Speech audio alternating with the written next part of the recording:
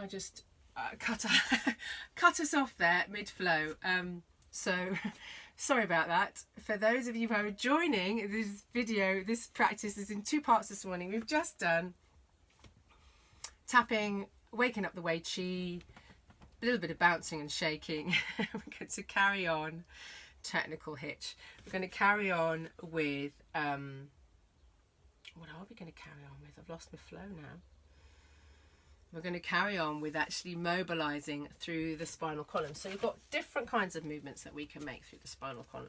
We have got rotational movements, and the interesting thing here is that the bottom, you might see, the bottom of the spine doesn't want to rotate. It can't, because it's got these stabilizing processes on the side of the vertebrae here, which prevent the lower vertebrae, the lower part of the body, from rotating. So when we rotate, we want to keep the feet and the knees and the hips pointing forward, and the rotation starts to happen higher up.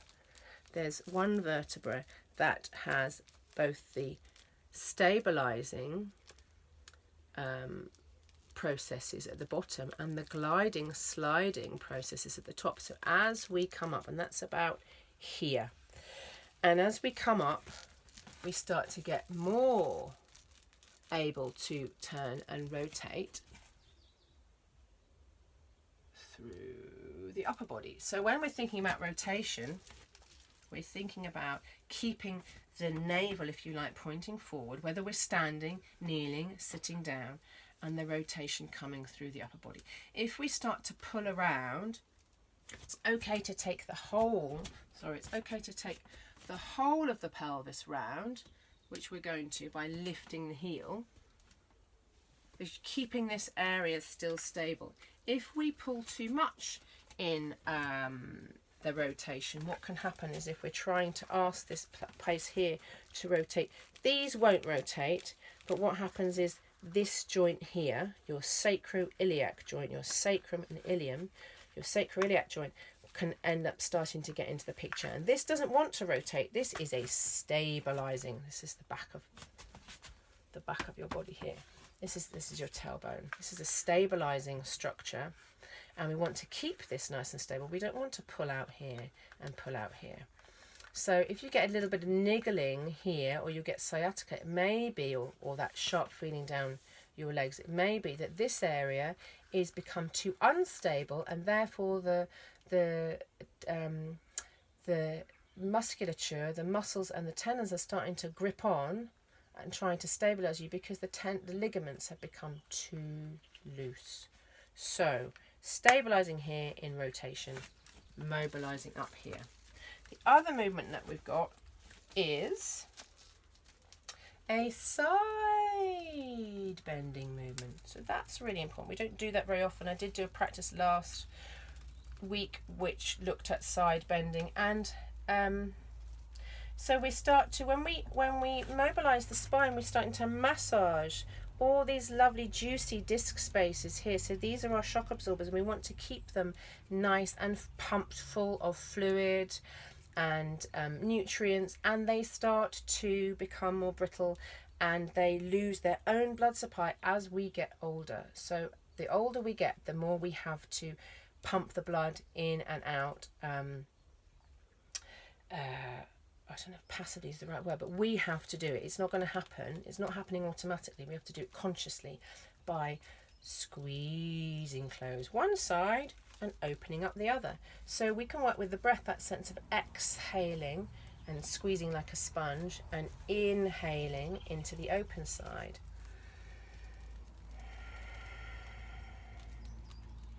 Same with the front and the back. So when we're flexing, we're flexing. Ooh, obviously, oh dear, we don't do it. I'm not a giraffe.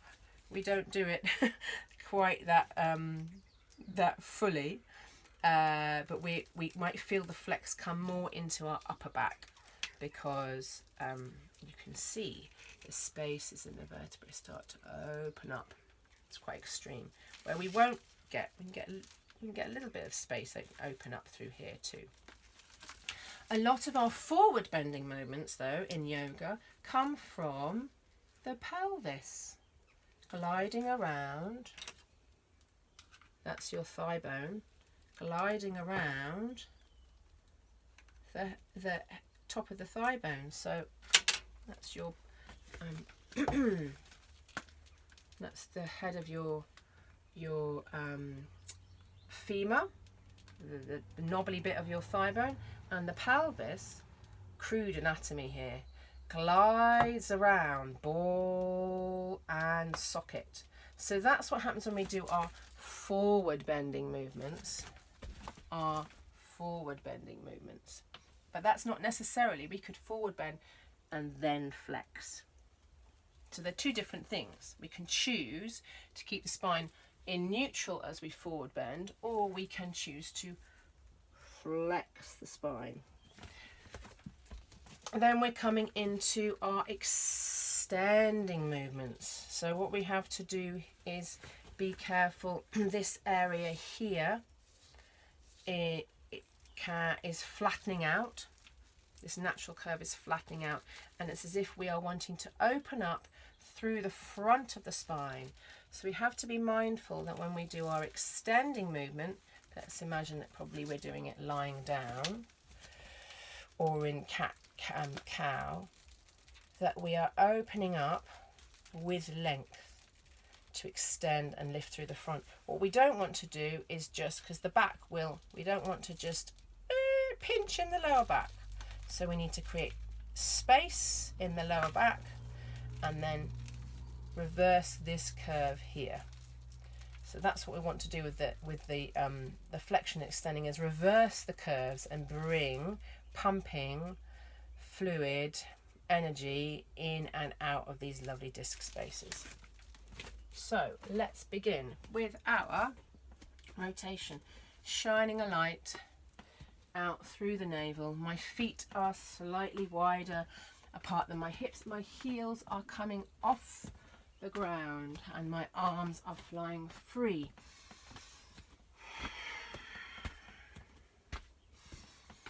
Make sure if you're in a small space, you're not going to hit. You're being a bit more controlled with my arms.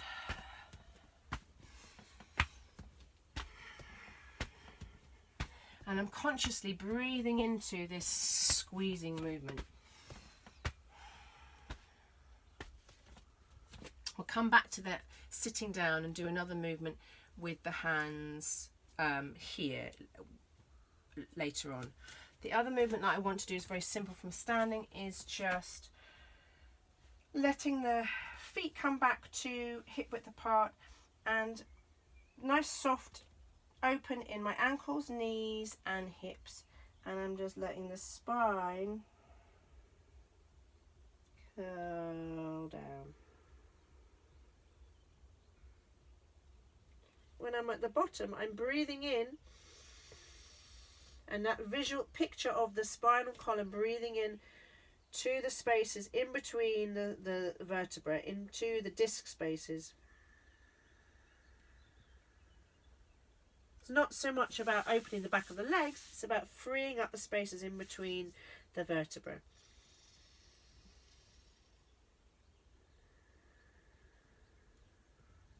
Let's bend the knees and push the ground away to come up.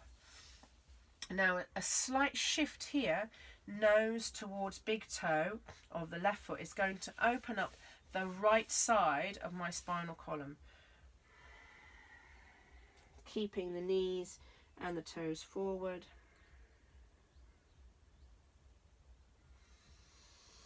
So I'm breathing into a slightly different area through the spinal column. Push down to come up.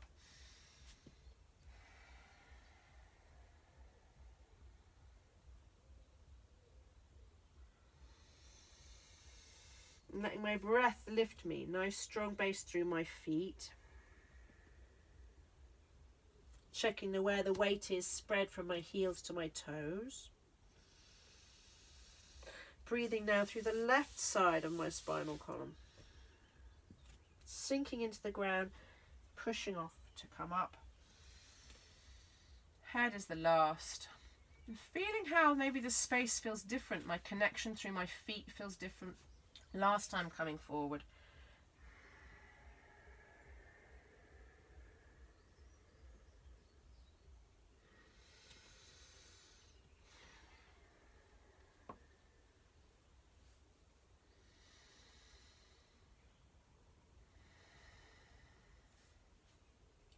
So these slower practices help us, if you like, they're providing self-massage for the spine. We're reading into each of the vertebrae and the spaces between the vertebrae, feeling out where there isn't sensation, where there's a block movement, where there's individual movement. And in this way, we're helping to strengthen the health of this core channel. So this is what it's all about. If we can get the health of the core channel really supported, organized, energy moving, clear, strong field of energy moving through this core channel, it's our connection to our nervous system. It's our connection to universal energy moving through us, and it's our connection to our center of being right here and now in the present moment, neither forward nor back, neither be knocked to one side or the other. So any practice, physical, energetic practices that are going to bring us back to this central channel are going to support our sense of overall health and well-being and certainty in a world at the moment that feels very uncertain. Where are we going? So we're coming back to this, the trunk of the tree, really anchoring into the trunk of the tree. I'm going to come down now to kneeling on the mat. So we're going to be in, just check that you can see here. Yeah. So hands and knees, taking the palms underneath the shoulders. Roll your mat up. If your wrist feels uncomfortable, come onto your forearms if your wrist doesn't feel good with your palm open. Otherwise, open your palms, root into the earth, tuck your toes under, connect through the balls of your feet. Then make sure you've got space for your spine to be in neutral.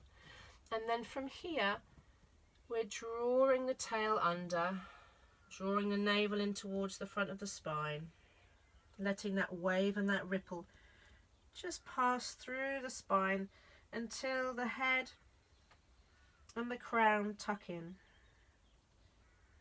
And then we feel the wave come back through, the wave is coming back through the head, it's passing through the spinal column, going out, travelling out through the tail first. So the tail starts to reach behind me, my sitting bones start to open, the navel starts to radiate down towards the mat and out to the sides of my waist and up towards my solar plexus. Heart starts to open, shoulder blades can release down the back of the body as the space opens between my collarbones, and the neck is free and long, feeling that tracing that movement all the way out through into the third eye and into the crown chakra. So that doesn't mean we have to overly arch. We're just feeling that connection, that space between the tail and the crown. So we're flexing, we're drawing in, and we are from the base opening out.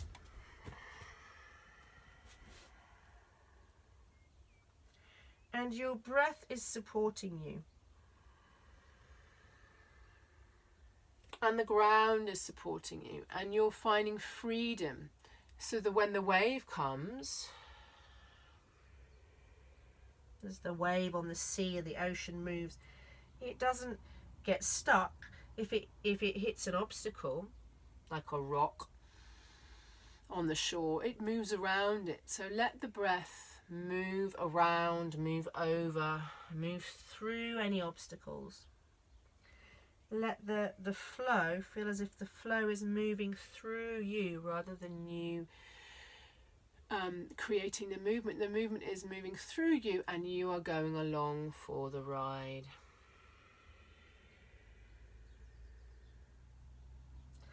And then what's lovely in this position, we can, like a snake, I move slightly diagonally, just play around with those side to side movements, side of the spine opening, rotational.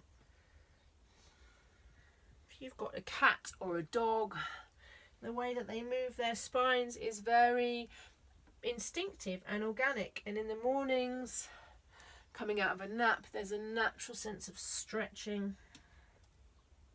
If you're lucky enough to own a pet snake, then you can watch them move. And then we'll rest back, bottom drops back towards the heels. If that's not good for your knees, take a block or a pillow, a cushion in between, the space between your bum and your heels. And equally, if your head doesn't quite reach the ground, make another firm blanket or space. So you want to be supported, top and bottom, forearms rested. Breathing into the spaces between the vertebrae.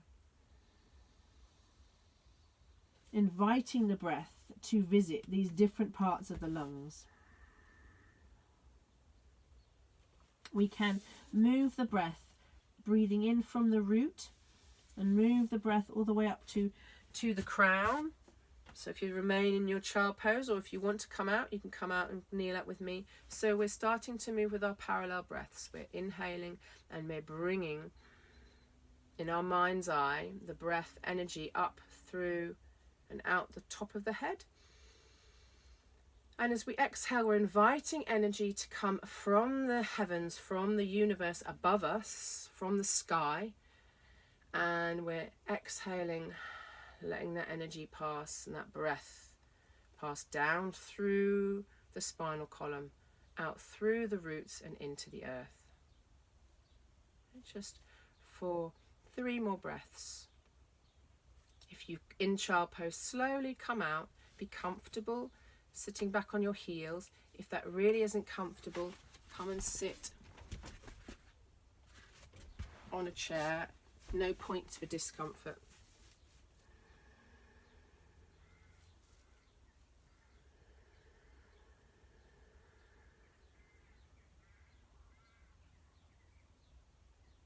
Now we mobilize the spine, and now we're revisiting it with our breath.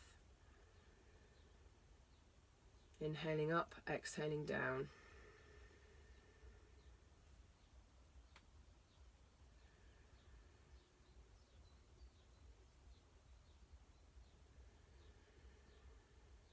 So this practice can be done on its own, the parallel breath meditation, or it can be done as a way to integrate any hatha yoga practice, any asana that we're doing, any movement that we're doing, any qigong, whatever it is that we want, any kind of movement practice. We can, in those moments of assimilation, we can come back to very consciously inviting the breath up and down through the core channel of the body.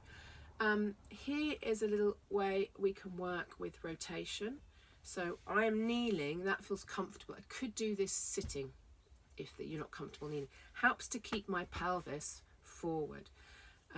Hands can be on the tips of the shoulders if that's not comfortable. Keep the hands up here, and we're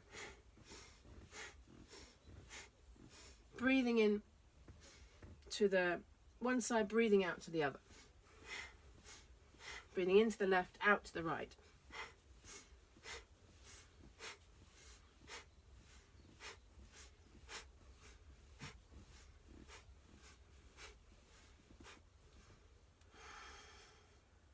Rolling.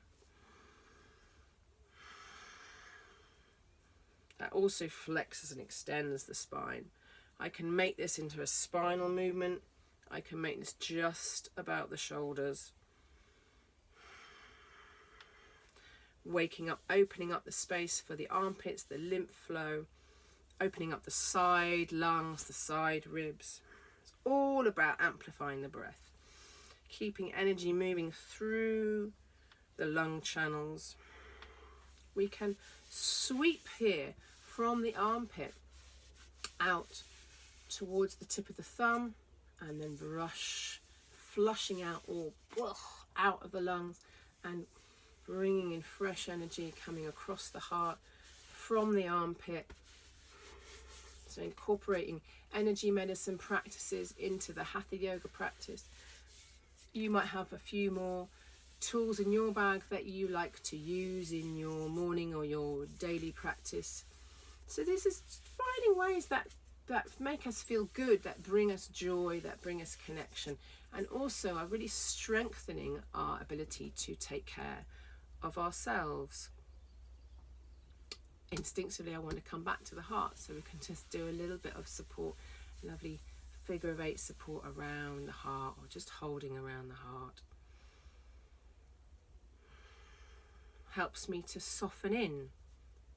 So that's my point of balance. Often I'm out, overextended into the world, so just softening in to yourself. And it helps me then to drop down. I feel as I do that, I feel a little bit more rooted down through my seat into the earth.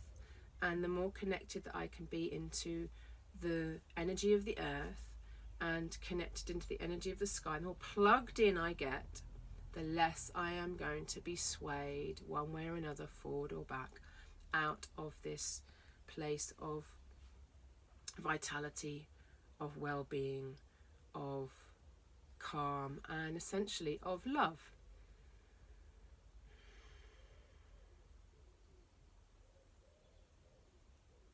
So love for myself and love for all beings around us. And I am brought to mind the work of a fantastic Buddhist nun called Pema Chodron. Pema Chodron, and she's probably got her own YouTube channel with various meditations, but she's written some great books. One called When Things Fall Apart. There we go. When Things Fall Apart and Places That Scare Us. And she talks in a very clear way about how do we actually work with this practice of metta meditation, of loving kindness meditation. So if you would like to investigate that further, I will do a loving kindness meditation practice, but she came to mind.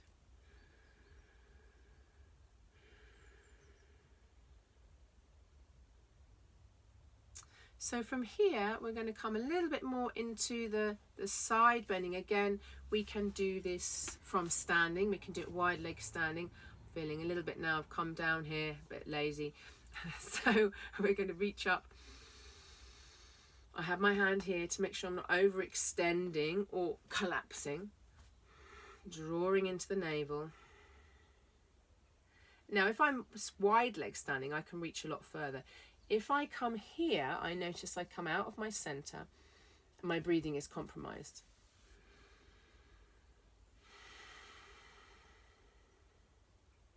I'm having to gather myself back into myself. And then once I've got that stable core, inhaling up.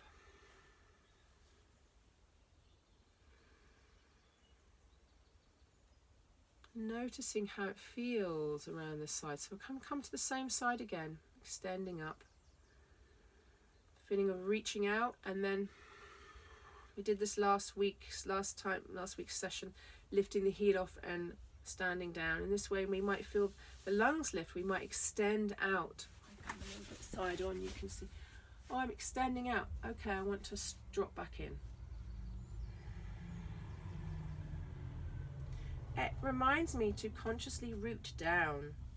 If I take myself off balance, I have to find my balance again. Breath.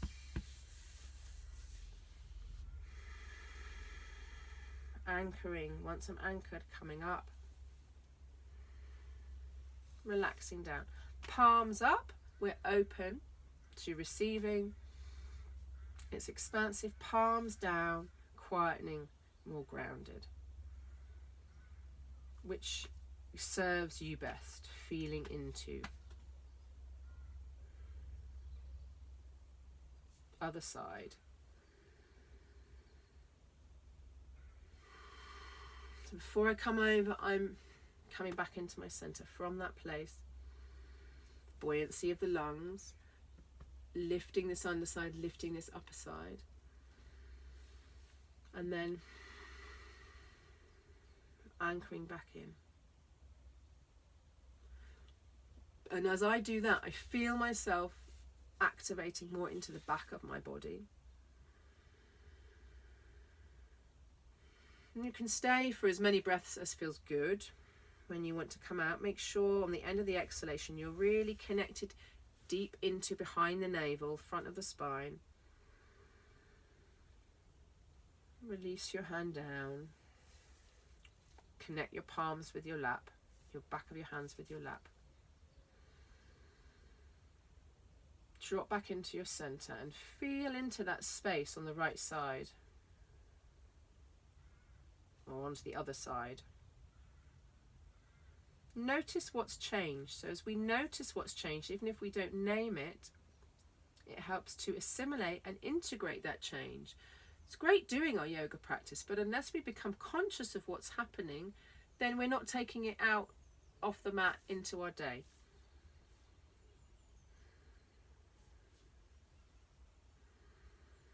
It's very easy to get into the movement. I know I can do, I'm doing my yoga. It's like, but I wasn't really paying attention. So if it helps, we can come back to amplifying those movements we've got the moving with the breath. We can have a gaze, a drishti, give the mind something else to engage with.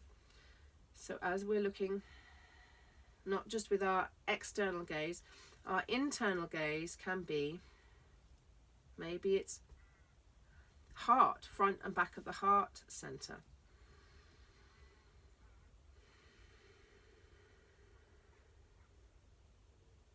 So I've got movement, I've got breath, I've got focus, drishti.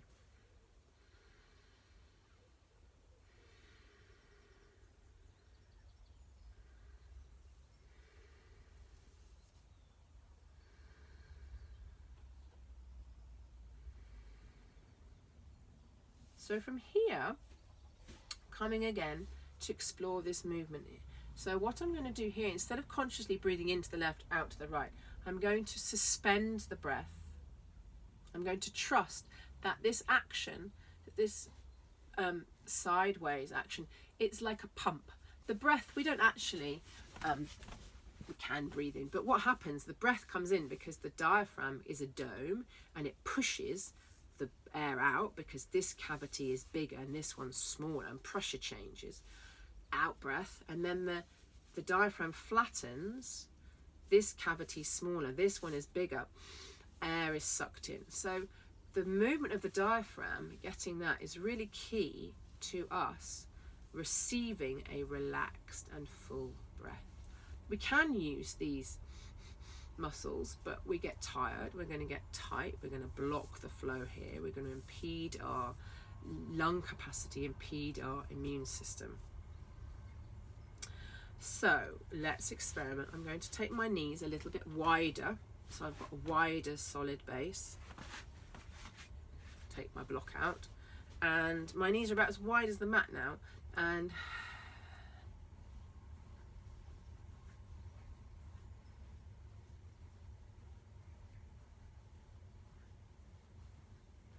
as I do this, I'm consciously relaxing into a no breath. And I'm noticing that there's a little bit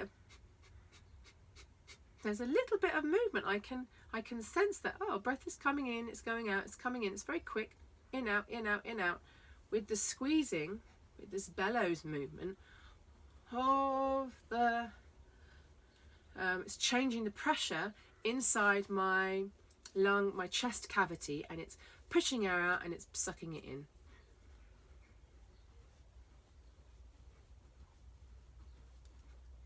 Little thing, fun thing to play with. When I've done that, I actually want to come down. I don't know if you can see, and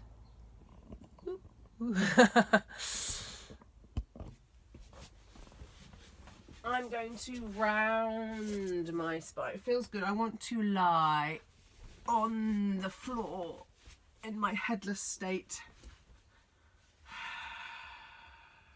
Actually, I will. I'm going to. So here, my head's disappeared. Here we're feeling into, what feels good. Now that sense of just holding on to the knees, relaxing the arms, and the weight of my hands is bringing my knees in. My feet are really floppy. From here I can do a little bit of rocking, that feels good, rocking side to side. If I want to connect more with my sacrum, I hook my fingers into my kneecaps and I just let my feet fall away, and that flattens my back more. If I want to connect more into my back of my waist and into the back of my solar plexus, I let my elbows bend and the weight of my hands pulls my knees in, but my legs and hips are as relaxed as they could be, and it's the weight of my feet dropping away or the weight of my thighs falling in and being just contained by my hands that changes the roundiness, the flexion of my spine. And here, if I had more room, I would come into a conscious rotation. So chin just tucked into the base of the throat, back of the neck nice and long, arms out in airplane wings. I'm going to consciously move my knees, exhaling over to the left and my head over to the right. Inhaling, head comes back to the center. Exhaling, head turns, gaze to the left, knees to the right. So I'm moving with the breath and I'm moving with my physical gaze. So my drishti is external, it's looking along my outstretched arm of the opposite side. So not only is this helping to massage the spine and release through the hips and the lower back, this movement from left to right and right to left across the center line is helping to organize this lovely left-right balance through the body, this left brain, right body, right brain, left body, and it's organizing the system in a figure of 8. So any kind of crawling movement, walking movement, running movement, rotational movement like this is helping to bring in these organizing figure of 8s, which, interesting, I'm coming across in the fitness world, and I'm looking in doing research onto it's P, like there's lots of fitness videos and there's kids P, and it's all about how the walking and the marching helps to organize you and unscrambles your brain, makes you feel less overwhelmed. Then I'm coming into the energy medicine world, and that's all about figure of 8s. And I'm coming into my zero balancing world, and that's all about figure of 8s. So it's all about keeping that left-right connection. And when I say figure of 8s, I'm actually meaning a lying down. So there's the figure of 8 is on its side. It's a lying down. So when I say doing figure of 8s through the pelvis, for example, then we're not trying to do it that way around. It's too tricky, it's that way around. So we can do figure of 8s in our auric field. We want to clear the space around us to feel like, I want to clear what's in that energetic, that space. Then we're helping to organize and clear, so we can, feels good for the arms. Again, it's opening up the lungs and it's stimulating the breath flow. And then we can come back to our parallel breath. So I'm just going to have I shown you this? I can't remember. I'm so in the moment. I'm going to show you again. Here we go. Here's your body with your chakras. I have shown you this. And we're connected down into the earth and up into the sky. And we are bringing, clarifying, organizing, strengthening through this field with our breath energy. So breath energy, thought energy, everything starts to attract into this heaven and earth aspect, this plugging into the earth, this connecting to the heaven, this coming back into the central channel. Because as we know, if this stays healthy, if our nervous system is healthy, if the core of the trunk of the tree is healthy, then everything, the branches, the roots, the leaves, our different family members, our community, if we can stay really connected and centered and healthy through this channel, then all the other channels, all the other 72,000 nadis in the yoga tradition, will also benefit from that free flow and that clarity. And if we can stay healthy and strong and connected and centered, then we will benefit those in our immediate environment and in our wider communities. So let's just prepare to be really comfortable. We'll do parallel breath meditation for another maybe 3 or 4 minutes together. So if it's comfortable, kneel. You can sit, but make sure that your hips are a little bit higher than your knees, or you can sit with your seat on a chair. You can do parallel breath meditation when you are lying down, because you're still drawing.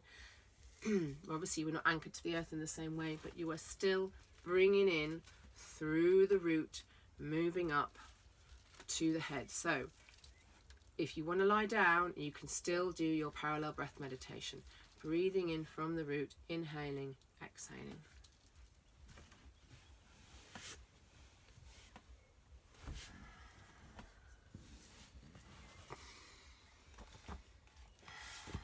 And then I will read you a poem, a passage by a man called Rudolf Steiner, who was alive in the 1930s. He's founder of the biodynamic farming movement, as well as an educational movement. And it's one of the few translations that I read of his work that I actually understand, and it's really resonated, so I wanted to share it with you. So get comfortable in yourself, in your center. Be physically really comfortable.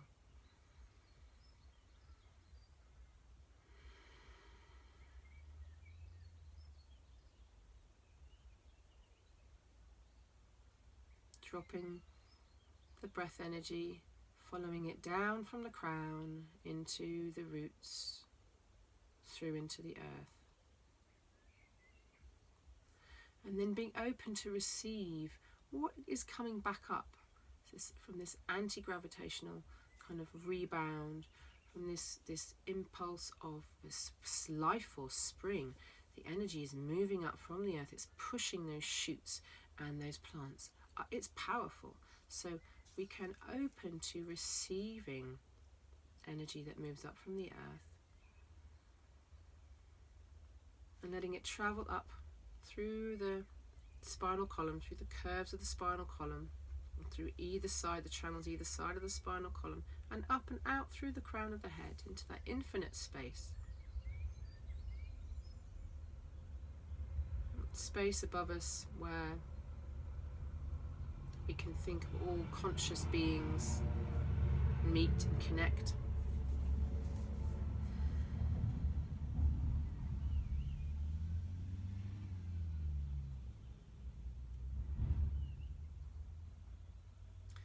By conscious beings, I'm not exclusively referring to human beings.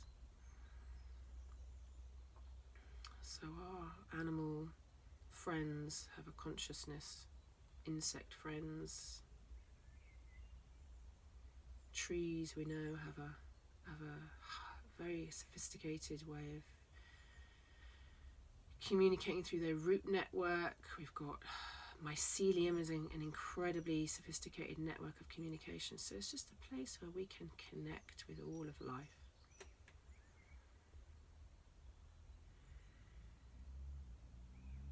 So once we have that sense of connection, earth to sky, sky to earth, we have the option now of bringing into our field anything that we would like to amplify. So that may be a good thought, a positive desire, wish, feeling. And we can bring that into, we can bring that practice of the parallel breath into that vision, that picture. So if it's a positive desire or wish, we have a choice of placing it closer. Maybe it's around our belly or our heart, or it might feel something to do with us. It's about, I want to heal that that shoulder pain, or I want to strengthen that feeling of kind of relaxation in myself. If it's something to do with it's you and it's positive and it's nourishing and it's, put it inside you and breathe your parallel breaths through that image. If it's something that's tricky and that you're working with, or it may be that you wish well for somebody else, or it may be that there's a dynamic that's not working, or it may be an apprehension or a fear that you have, or a concern that you have, put it outside of yourself, somewhere that feels kind of close enough to feel relevant to you. So it may well be something to do with the present situation that we find ourselves in, maybe something very personal. Whatever it is that we're feeling, it's tricky. Maybe a statement that we have about ourselves. Then we can put it outside of ourselves, and we're going to breathe. We're going to use this tool of breathing, consciously breathing parallel lines of energy. Stronger, organized field of energy, like iron filings all lining up. They were in a jumble, it was all chaotic, I don't know. We're going to organize through that magnetic field, that electromagnetic field. We're organizing all of the fibers, so they're all of the same with the muscle fibers. When we have chaos or tension in the body, we want to stretch out, get all the muscle fibers lining up. So there is an alignment that we are inviting through this tricky, uncomfortable, whatever is on top for you, that you would like to bring more peacefulness to, more integration.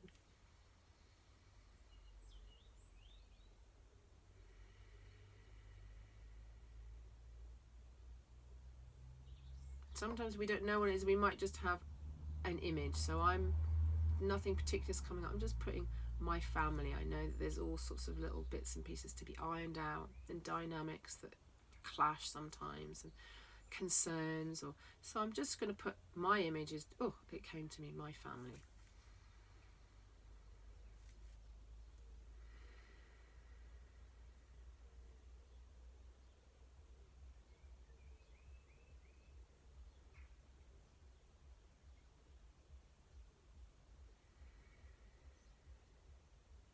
Now, after our 3 or 4 breaths, let's tune into how that statement, how that image, how that issue now feels to us.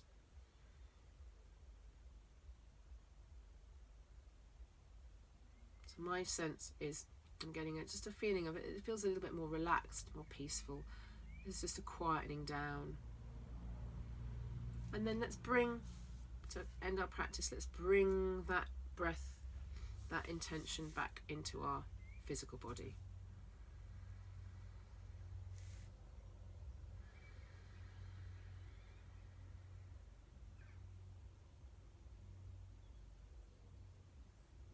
Three clarifying, organizing breaths.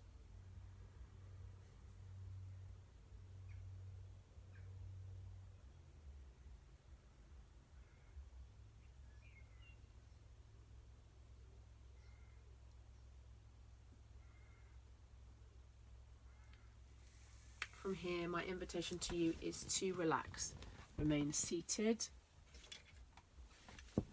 lie down, and just listening. We must eradicate from the soul all fear and terror of what comes toward man out of the future. We must acquire serenity in all feelings and sensations about the future. We must look forward with absolute equanimity to everything that may come.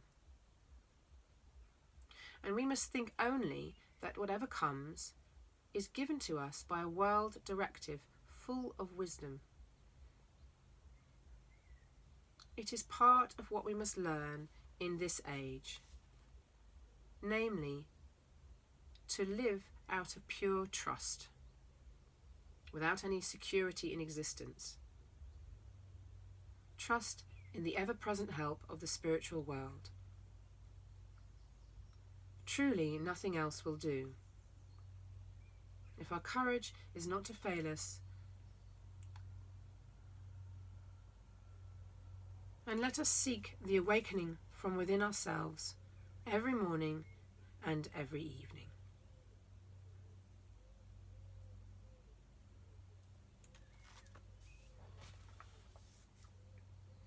Thank you for joining me for today's practice. I wish you well. I wish your families well. I look forward to seeing you next week. Namaste.